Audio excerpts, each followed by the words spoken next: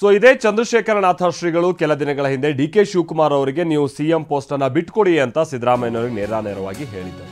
ಇದೇ ವಿಚಾರವಾಗಿ ಅವರು ಇವತ್ತು ಮಾತನಾಡಿದ್ದಾರೆ. ಡಿಕೆ ಶಿವಕುಮಾರ್ಗೆ ಸಿಎಂ ಆಗಬೇಕು ಅನ್ನುವಂಥ ಆಸೆ ಈಗಲೂ ಇದೆ. ಡಿಕೆ ಶಿವಕುಮಾರ್ ಹೋರಾಟ ಮಾಡಿ ಪಕ್ಷ ಕಟ್ಟಿದ್ದಾರೆ. 135 ಸೀಟ್ ಅವರ ಪರಿಶ್ರಮದಿಂದಲೇ ಬಂದಿದ್ದು. ದೇವರ ದಯೆಯಿಂದ ಡಿಕೆ ಶಿವಕುಮಾರ್ ಸಿಎಂ ಆಗಬೇಕು ಅಂತ ಈಗಲೂ ಕೂಡ ಅವರು ತಮ್ಮ ಅಭಿಲಾಷೆಯನ್ನು ವ್ಯಕ್ತಪಡಿಸಿದ್ದಾರೆ.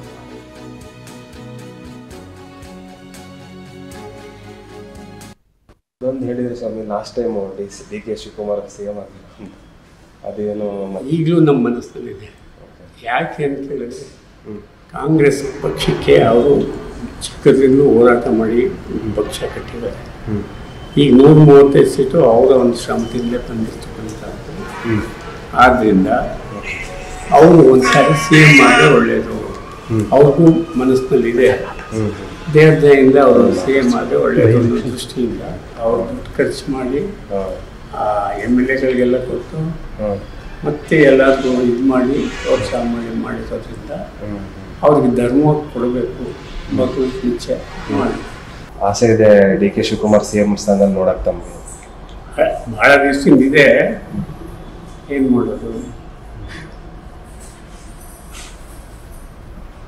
ಭಗವಂತನೇ ಮಾಡಬೇಕು ಅಷ್ಟೇ.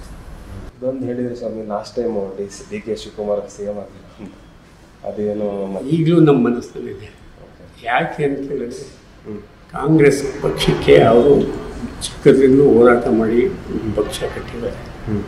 ಈಗ 135 ಸೀಟು ಅವರ ಒಂದು